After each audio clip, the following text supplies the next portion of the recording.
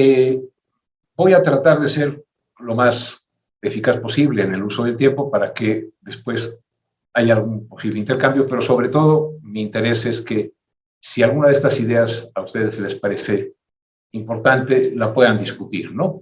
Yo les hablo desde unos cuantos años en los que me ha interesado mucho un tipo de sociología que es la sociología de la educación superior, y específicamente, aunque también me interesa mucho la educación básica, en la educación de la sociología de la educación superior, procurando entender la forma en que se generaron las estructuras, los procesos y los actores. Entonces, la pregunta central es una frase que dijo el secretario de Educación el sexenio pasado, Aurelio Nuño, de que cualquiera podía enseñar, ¿no? Y eso es algo que quiero decirles. El trabajo que he hecho es con base en... Quiero presentarle dos mitos que existen a mi juicio en el oficio académico, y entendiendo por mito no la importante noción de la cosmogonía, sino ese sentido más habitual que damos en ocasiones de decir eso es un mito, es decir, es algo que no tiene fundamento. El primero es este, de que cualquiera puede enseñar, y el segundo es que lo ideal es que la mejor figura académica es la de él o la docente, investigador o investigadora. Me parecen que son cuestiones que tenemos que revisar. Después voy a poner muy rápidamente una mirada sobre un tema al que con el tiempo me he dado cuenta que se le puede entender como el periodo de las transferencias monetarias condicionadas, mostrarles cómo estaba el sistema antes y después de ellas, esta especie de avidez por los indicadores y un cierto descuido de los procesos, y qué consecuencias ha tenido, a juicio mío y de los colegas con los que trabajo, un sistema educativo que ha estado guiado por el dinero y el prestigio. Y podríamos poner prestigio entre comillas. Y entonces terminaría con, a mi juicio, lo que sería el reto central de la docencia y de las instituciones de educación superior. Insisto en llamarles así para evitar que se nos reduzca el campo de la educación superior a solamente las modalidades universitarias propiamente dichas, ¿no? Ya son muchas las instituciones. Voy a presentar en ello, y para terminar, un dilema, el quo vadis, para dónde va el asunto de la docencia y qué consecuencias se derivan de ello. Este es el orden de la presentación. Entonces voy a empezar con el primer mito que quiero trabajar, ¿no? Que es el que cualquiera puede enseñar. Cuando a mi abuelo le dije que iba a ser profesor en la universidad, me dijo: Manolo, está usted mal, porque el que sabe hace y el que no sabe enseña. Esta es una vieja frase, creo que de Bernard Shaw, ya con algunos siglos de distancia, y que nos ha hecho mucho daño, porque lo que ha hecho es diluir la densidad intelectual del trabajo de la docencia. Pero es frecuente, eso hay que encontrarla. Y también la otra, que es que con que uno sepa, si uno sabe, entonces uno puede enseñar, ¿no? Es una especie como de algo que nos parece lógico, y desde mi punto de vista, aprovechando que digo Tomás que estudié filosofía, es un non sequitur, no se sigue de ello, ¿no?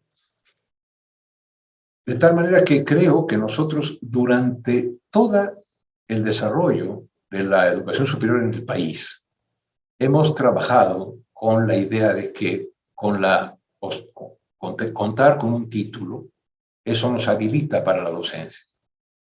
Y ese es a mi juicio, mito, un grave error, en ese sentido, mito, ¿no?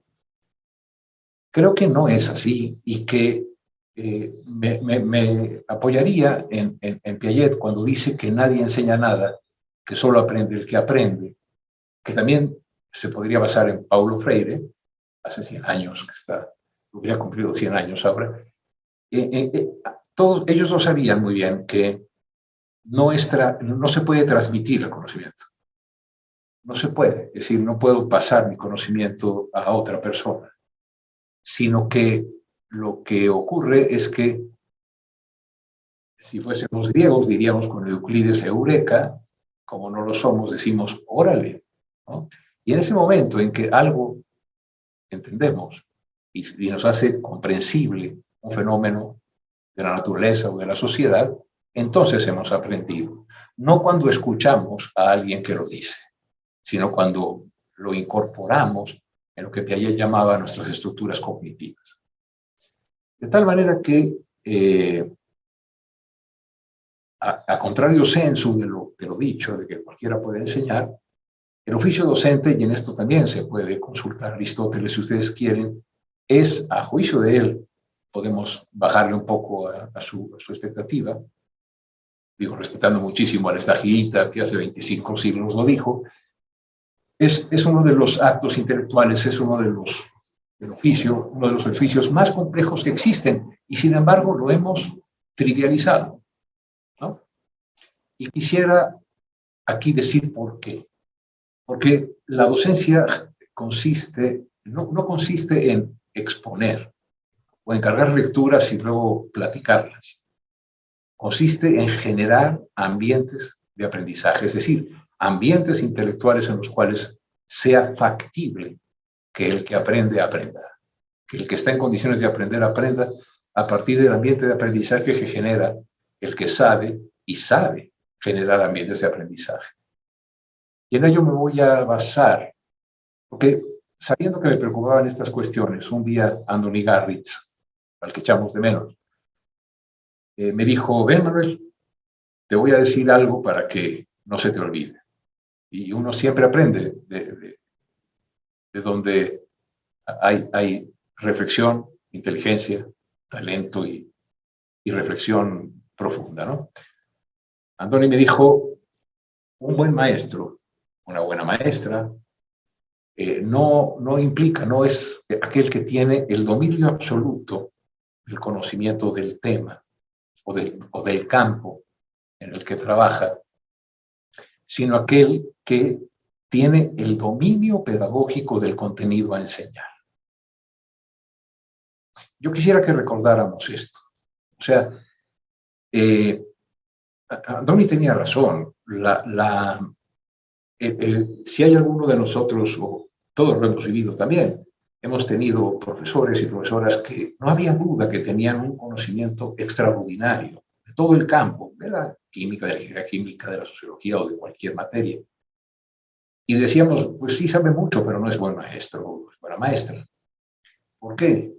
Porque siendo condición el conocimiento del tema específico, ¿no?, siendo necesario conocer sin duda, hay que contar no con el dominio absoluto del conocimiento del campo, que conduciría a decir esa persona es erudita, sino a contar con el dominio pedagógico de aquel contenido que está previsto, que es necesario aprender, y a que llamamos enseñar.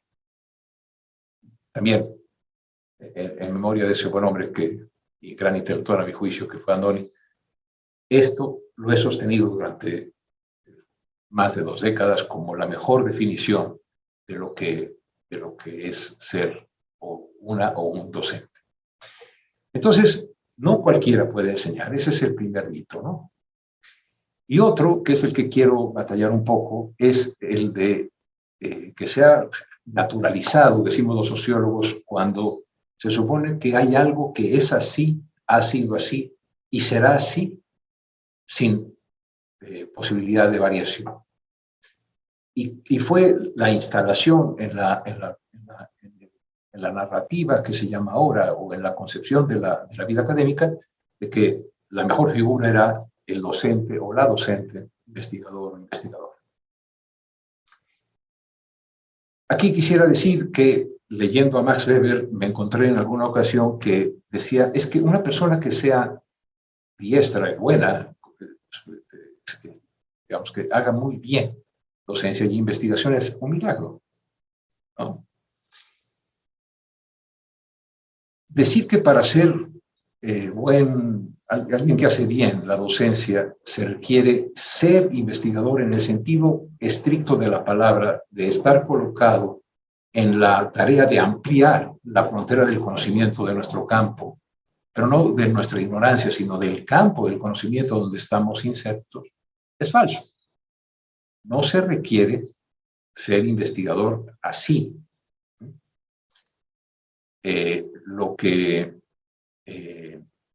Lo que también es falso, y quisiera que lo pensáramos, es que el proceso formativo que tenemos como investigadores o investigadoras, cuando lo hemos tenido, nos habilita para la docencia, y tampoco la formación en la licenciatura no nos habilita para la docencia. Eso es erróneo. Y también que ambas actividades, al relacionarse, ocurran del mismo modo en todos los niveles de estudio, es insostenible. Me parece que el docente investigador es una figura muy adecuada para el posgrado, cuando el posgrado es un posgrado de investigación, maestrías, doctorados, etc. Pero no es lo más adecuado o indispensable, pues, en la docencia en cualquier nivel, ¿no? Y por ello, me parece que hemos errado, hemos sido llamados a engaño, cuando decimos que las mejores instituciones deben estar repletas de docentes investigadores, esa figura. Y sostendría yo que es un sofisma, que el aprendizaje siempre implique realizar investigación. A mi juicio, no.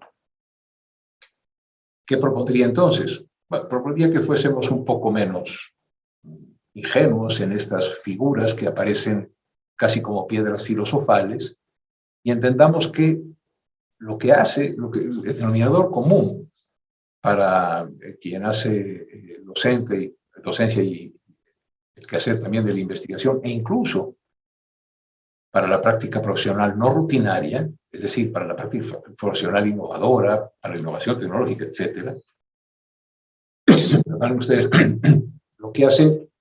lo que es común es ser estudioso, estar al tanto de lo conocido, no ser necesariamente quien está produciendo el avance en las fronteras de lo conocido de nuestro grupo de referencia disciplinario, estar al tanto y estando con un conocimiento bueno, suficiente, bien asimilado por nosotros o por nosotras, desde ahí se pueden diseñar procesos pedagógicos que estén orientados hacia el aprendizaje, no hacia la escucha en el salón del eco de nosotros a través de las palabras de los muchachos y muchachas que repiten para poner el 10, sino para generar ambientes de aprendizaje. Y también, con base en ello, se pueden hacer diseños de investigación, avanzar en el campo al que estamos insertos, e incluso, como decía yo, pensando en la ingeniería química y en muchas otras actividades que tienen un amplio campo de práctica extra universitaria para la práctica profesional no rutinaria. Bueno, estos son los dos mitos, ¿no? El de que cualquiera puede enseñar y que la figura única, absoluta, necesaria, extraordinaria y fundamental, y sin la cual no hay buenas instituciones, es cuando hace falta el docente investigador o la docente investigadora. Creo que eso hay que revisarlo. La segunda parte es proponerles a ustedes guiarlos por esta idea de las transferencias monetarias condicionadas.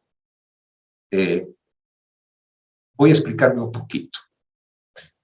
Nosotros tenemos, y vale la pena recordarlo, una forma de crecimiento de la educación superior en México que es indispensable tener en la mente.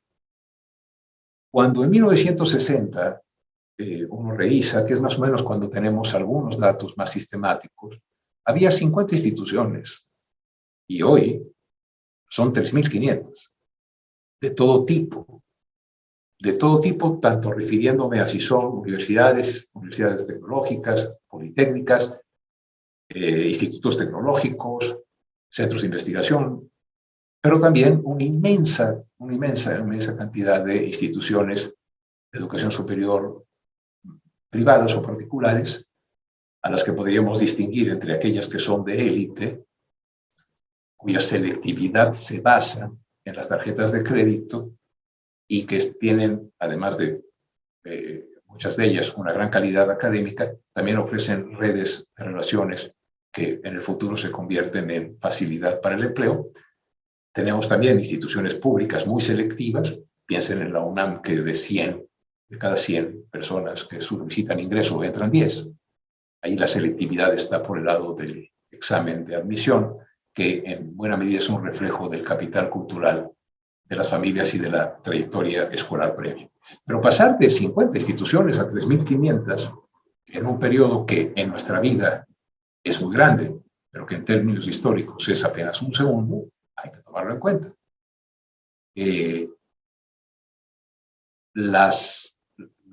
La matrícula constaba de 78.000 personas en aquellos años 60, y ahora hay 4 millones de personas, ¿no? Con varias cosas interesantes. 78.000 fundamentalmente eran hombres. Hoy, de los 4 millones, cerca de la mitad o un poquito más de la mitad de la licenciatura son mujeres, para bien de nosotros. La tasa bruta de cobertura, que consiste en comparar la cantidad de matrícula en el numerador y en el denominador poner el grupo de edad, digamos, normativo, ha cambiado. Antes era 18-24, se hizo 19-23, etcétera, pero se pone como denominador a un grupo de la población, que es el que estaría teóricamente en condiciones de estar ahí. Ha pasado no llegábamos a 3 de cada 100, y ahora estamos en 40 de cada 100. Es decir, hemos tenido un crecimiento muy grande en el sistema, y porque va a ser mi hilo conductor, porque es lo que he estudiado, no crean que es porque es el más importante, es el que a mí me ha apasionado en la vida, es que mientras que en 1960 los académicos y las académicas mexicanas cabíamos en el Auditorio Nacional, hoy requeriríamos 4 entradas completas al Estadio Azteca, o hasta 5 si es que ya se redujo el aforo de 100.000 a 80.000 personas. Para tener una idea de esto, ¿no? Es decir, en promedio se han tenido que habilitar diario, contando todos los días de la semana, sábados, domingos y fiestas de guardar, de todas las religiones y de todas las afiliaciones nacionalistas o lo que ustedes quieran. Andamos en un promedio enorme de habilitar como tales profesores y profesoras, investigadores e investigadoras, académicos o académicas, más o menos de 30 por día. El sistema educativo mexicano ha crecido brutalmente, ¿no? A pesar de que estemos lejos de las tasas de cobertura que se llaman universales. Tengamos esto como contexto, ¿no? Podemos distinguir rápidamente periodos, ¿no? Hubo un periodo de expansión no regulada, en que lo que había que hacer era atender a la demanda tal como se presentaba, que más o menos va entre 60 y 82, viene una crisis muy fuerte, y ahí, en vez de tener un estado benevolente para el crecimiento, tenemos a un estado indolente, ¿no? Que dejó desplomarse los ingresos y, peor aún, propició la erosión de la ética del trabajo y del ejercicio de la autoridad legítima durante 83 y 90, para pasar después a la forma de organizar el sistema en México, que fue a través del Estado evaluador, a la distancia, así le llaman los que conocen de estos temas, y se generó la primera etapa de las transferencias monetarias condicionadas, es decir, de 91 a 2000 empezamos a ver, aunque ya en 85 con la creación del SNI inició, que la solución a la crisis no iba a ir por el lado de la,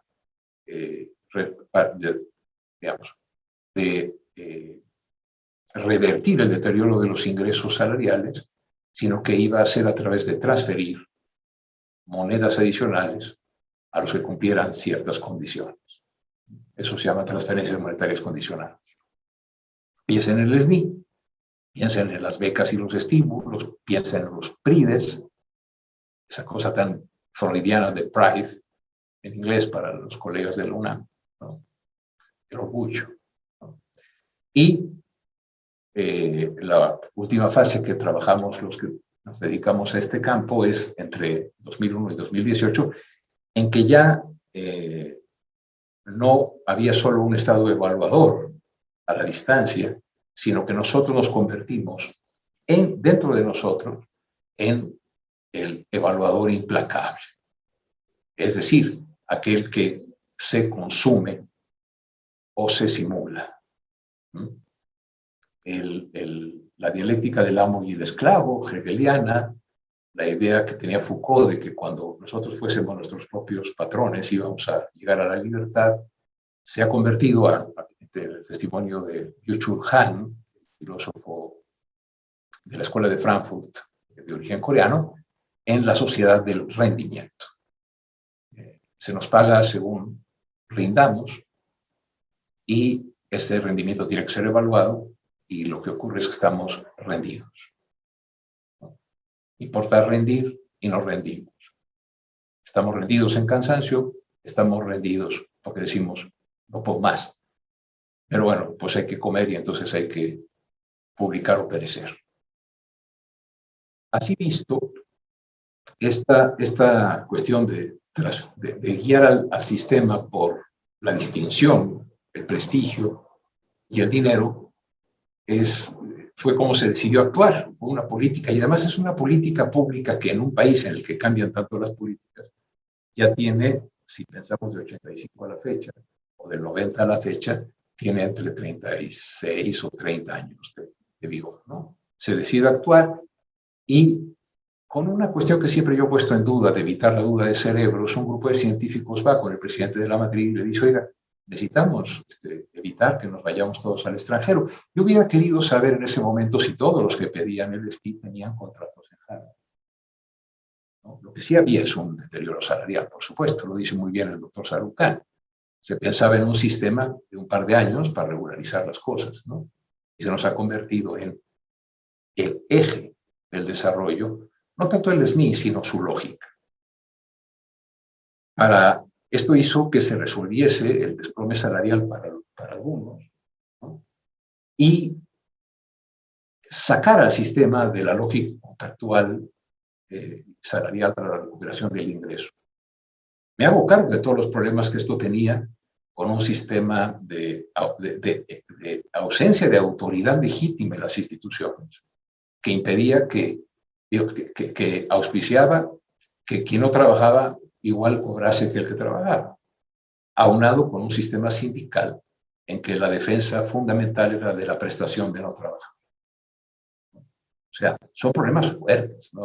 Esta política surge en un ambiente que tiene ciertas características, no da tiempo de explorarlas todas, pero el hecho es que, como toda política y como toda acción social, pues tiene efectos expresos, diría Merton, y expresos latentes, y objetivos latentes, o bien, como diría Boudon, efectos perversos, pónganle comillas, o sea, efectos inesperados, ¿no?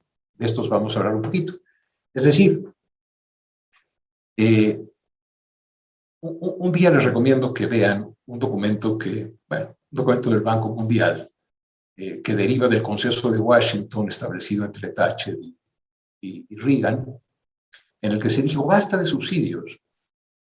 Por ejemplo, para la pobreza, no apoyemos a todos, sino que apoyemos a los, y escuchemos, dice el texto del Banco Mundial, que trata de las transferencias monetarias condicionadas como alternativa superior para la distribución del gasto público. Decía, traslademos recursos a los pobres meritorios. Aquí abajo está el tema fascinante, complejo, con muchas aristas y consecuencias de la meritocracia. Bueno, pues también se propuso, ¿quién lo iba a decir, no?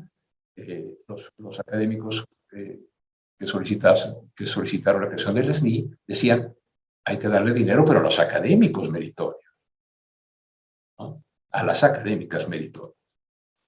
Y eso consistió en lo que hemos vivido, que es la asignación de monedas adicionales que son inestables, no forman parte del trabajo ni de las condiciones de la jubilación y tampoco de las prestaciones.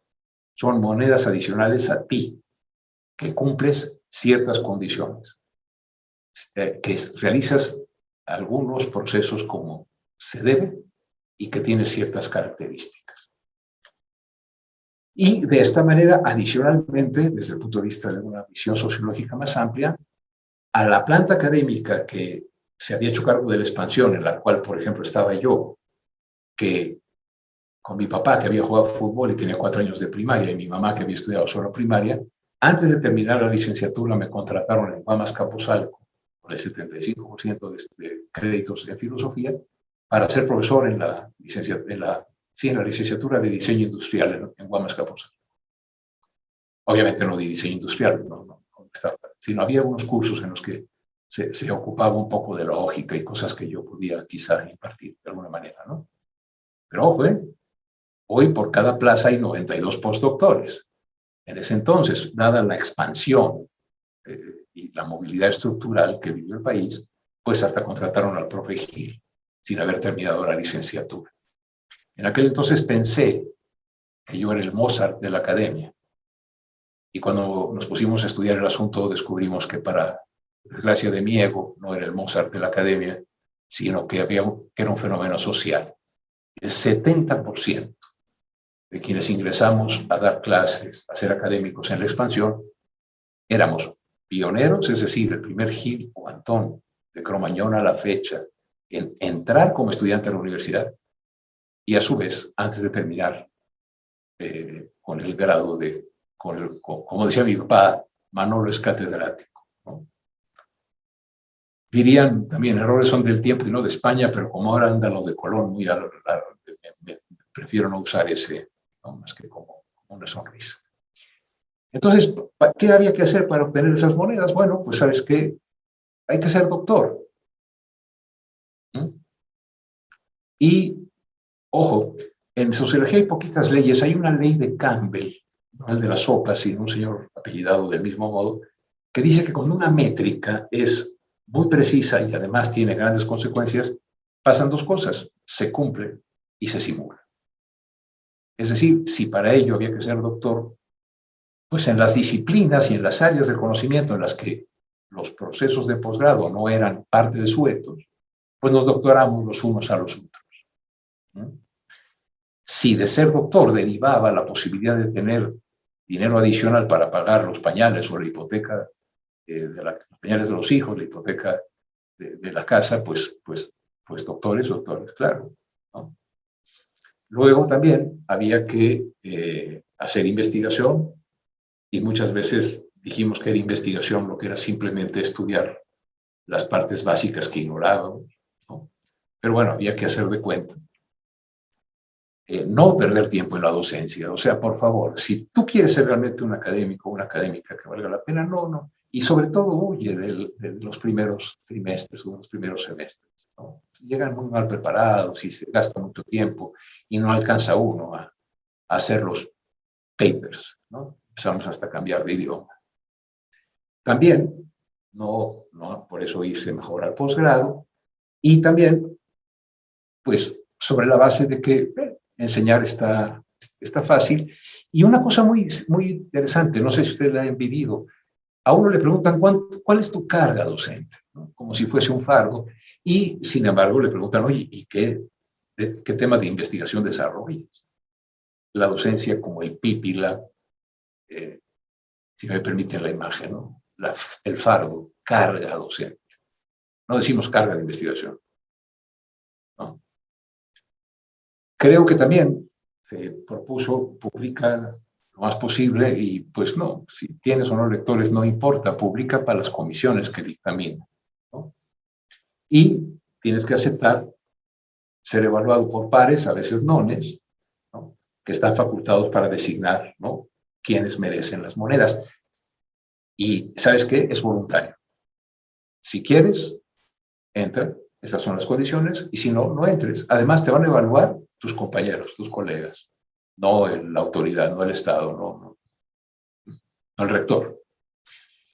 ¿Y qué pasa? Bueno, Cuando inician las transferencias monetarias, ¿no? Miren ustedes esta gráfica rapidísima, ¿no? Hasta el 82, el 75% ingresamos, este es el grado máximo que teníamos cuando empezamos a ser profesores, ¿no? Tres cuartas partes, ¿verdad? Sin licenciatura o hasta licenciatura, digamos, y con poquitas personas con posgrado. Incluso no llegaba al 8% quienes tenían doctorado. Cuando viene la crisis, esa situación se mantiene más o menos, aunque se reduce la presencia de doctores. Pero cuando empiezan las transferencias monetarias condicionadas, vemos que en su primera etapa cae el ingreso al que le basta la licenciatura, y ya en los últimos años, yo diría hasta el 2008, y digo 2008 porque es la última muestra nacional, están por salir los resultados de la de 2018. Estamos tratando de hacer un estudio cada 10 años porque no hay centavos para hacerlo más pronto, ¿no? Y a este tema no les interesa a las autoridades, ¿no? Les interesa, no. De todo tipo, ¿eh? O sea, mientras haya alguien que se ponga enfrente de un grupo, ellos están resueltos, ¿no? Ya cuando le piensas, no tanto. Pero fíjense cómo ya, cuando las transferencias monetarias condicionadas están muy bien establecidas, ya una cuarta parte está con doctorado como grado de ingreso. ¿Mm? Aunque en su campo, esto quiero insistir mucho, el camino del prestigio previo a las transferencias no fuese en los posgrados.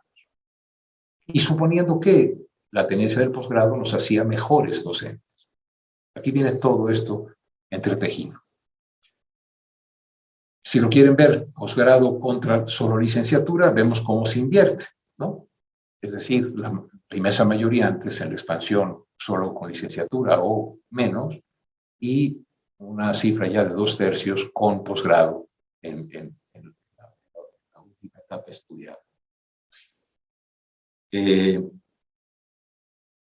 Cuando nosotros hicimos el estudio, aquí ya es el grado académico, el grado máximo que tiene la planta académica en 92 y en 2007, en las dos muestras nacionales a las que hago referencia.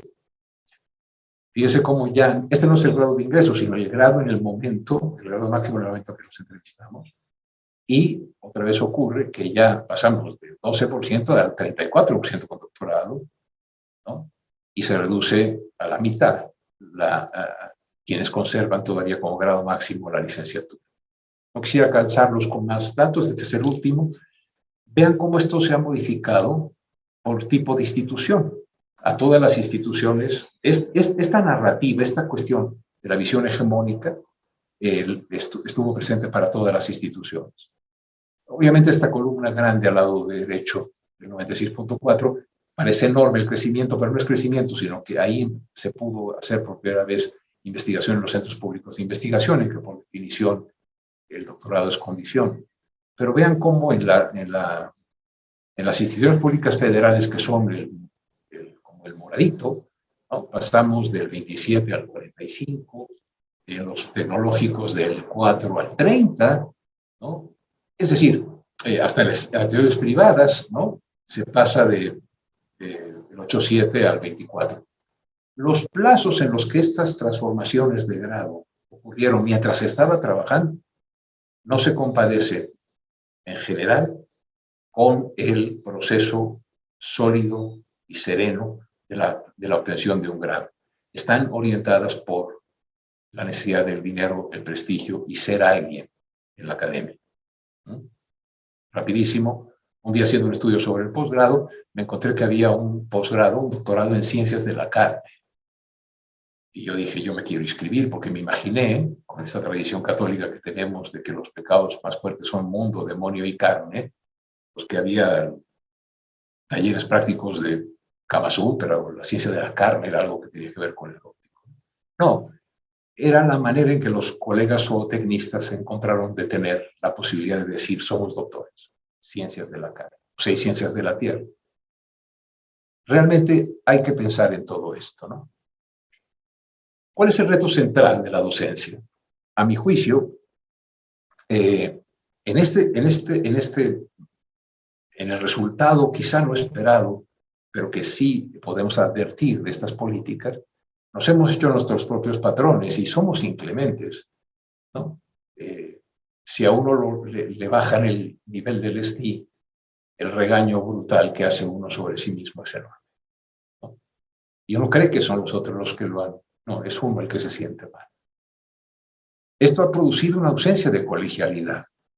Es interesantísimo el caso de ustedes como asociación, pero en las instituciones cada vez hay menos colegialidad y por lo tanto encontramos instituciones que si uno las ve como indicadores son sumamente fuertes, pero muy endebles en el compromiso que tienen sus académicos y académicas con la institución. Qué bueno que hay huelga, porque así me puedo dedicar a escribir, ¿no? Aprovechando que en el español podemos distinguir el ser y el estar, pasamos de estar en el SNI o en el PROMEP, etc., a ser SNI. Si parece que en las células, cuando nos hagan un análisis, diría SNI 45, ¿no? Profe Giles SNI 45. ¿Sí? Ya no decimos, estás en el SNI. No, eres SNI. Y si nos dicen que no, decimos, ¿qué te caíste de chiquito de tu triciclo? Ahora, aquí viene un problema. Se descuida muchísimo entonces la docencia como actividad intelectual relevante. Porque no da puntos. Porque en su caso, lo que sí es reconocido es formar a investigadores y entonces también cae la calidad de las tesis. Porque además, con el padrón de posgrados de excelencia, una tesis que no se termina a tiempo es desdoro, aunque la tesis que se termina en los tiempos burocráticos sea pésima. No son todas así, pero dada la ley, echa la trampa y estos son factores que nos han sucedido en cierta medida. No, nunca diré que en todos, pero sí quiero echar un poquito más luz hacia la sombra de lo que no ha salido bien, ¿no? Por eso escribimos cada vez más y leemos y estudiamos cada vez menos. Y esta idea de publicar de espaldas al público, de espaldas incluso a la comunidad de referencia, y es un gran desacierto publicar para generar opinión pública. Eso no cuenta en absoluto para el SNI. Ahora Tomás, cuando me hacía el favor de presentar, me decía que pues, hacía cosas en el periódico y videos y eso. Bueno, todo eso, si yo lo llevo al Sistema Nacional de Investigadores, no sirve. Permítanme. Yo hice un video sobre la reforma educativa y se hizo disco pirata. Es decir, se vendía a 10 pesos de vale, 10 pesos de cuesta. Inesperado. Fue una cosa que hice sobre la reforma educativa. Lleven ustedes al SNI. Oiga, me hicieron disco pirata. Ok, pase. ¿En qué nivel está Q y en cuántas sí? ¿No? Hay una especie de ensimismamiento de nosotros. Y entonces nos consumimos. Y nos consumimos en la vanidad, ¿no? En muchos aspectos. ¿Cuál es el dilema? Para ir terminando. Yo creo que hay una de dos, colegas. O nos rebelamos y tomamos en nuestras manos el oficio académico, ¿no? Y también lo redefinimos para nuestros egresados, porque estamos formando, cuando estamos formando en los posgrados, más que investigadores, estamos formando prototipos SNI y prototipos PROMEP, etcétera, ¿no? ¿Por qué? Por otra vez, la decisión de guiarnos por el dinero. Y hay que recordar que poderoso caballero es don dinero, pero el dinero lo que produce es cambios en los hábitos de consumo, pero no tradiciones académicas. De broma, yo decía, pues sí, ahora hay muchos titulares B, titulares BMW, ¿no? Pero sí, el dinero por sí solo, y sobre todo el dinero convertido en fetiche y en prestigio, aprovechando la necesidad, no genera esto, ¿no? O nos rebelamos o pues seguimos por el camino del dinero y la apariencia y consolidamos esta imagen de que nuestras instituciones son muy buenas porque están ahitas de papers, papeles, indicadores, y diciendo que la calidad de una institución, ¿no?, están centrados en la publicación per se, ni siquiera en la publicación buscando al público. Y que la docencia es una carga, es un fardo. ¿Para dónde la docencia? Si, como nos enseñó Andoni Garritz, el oficio es de los más complejos que existen, que implica generar esto que llamamos ambientes de aprendizaje, y para ello, repito rápido, no hay que tener el dominio absoluto del conocimiento del campo, sino la capacidad, la destreza, la formación pedagógica para adecuarnos a la generación de ambientes de aprendizaje sobre el contenido a enseñar. Me da la impresión que si además hemos estado confundidos con supuestos insostenibles y guiados por el dinero y los prestigios, pues a mí me parece que las consecuencias son tres. ¿Cómo incluir en la formación de ingenieros químicos, sociólogos, es decir, ¿cómo incluimos en la formación de nuestros egresados, ya sean que estén orientados o participen en las actividades académicas con tiempos completos, o tiempos parciales, o tiempos repletos, que es una categoría que me tocó no inventar, simplemente jugar con ella, ¿no? En algunas investigaciones internacionales lo que dije es que en México había ultra full-time professors, ¿no? Que era la traducción gallega de tiempos repletos, estos colegas que juntan 27, 30 horas de clase a la semana, ¿no? Pero ¿cómo incluimos en la formación de ellos, si como una vertiente de su especialidad, si se van a dedicar a la academia, una formación pedagógica que es indispensable para que la docencia sea en serio? Otra es cómo revisamos nuestra actual actividad docente para organizar estos procesos de formación ya en la práctica. Me parece que eso de que chango nuevo no aprende truco nuevo, hay que revisarla y creo que sí todos podemos aprender. Y la última pregunta, con lo que cierro, es: ¿tendríamos la humildad para aprender de los verdaderos profesionales de la docencia, que son, es decir, son las y los colegas que están formados para esa profesión en las normales y en las escuelas formadoras de profesores, y que trabajan en el preescolar y en la educación básica? Quiero decirles que en el colegio, un grupo de amigos, hemos invitado a profesores de primaria para que nos digan cómo preparar una clase, y hemos encontrado que una planeación pedagógica, unas rúbricas, etcétera, son indispensables para saber si en efecto hubo aprendizaje, y no para decir qué bien me salió la clase, porque hablé mucho. Estas son las tres cuestiones. Muchas gracias por invitarme. Que tengan ustedes mucha salud y estabilidad en este septiembre que pues reincide. Muchas gracias.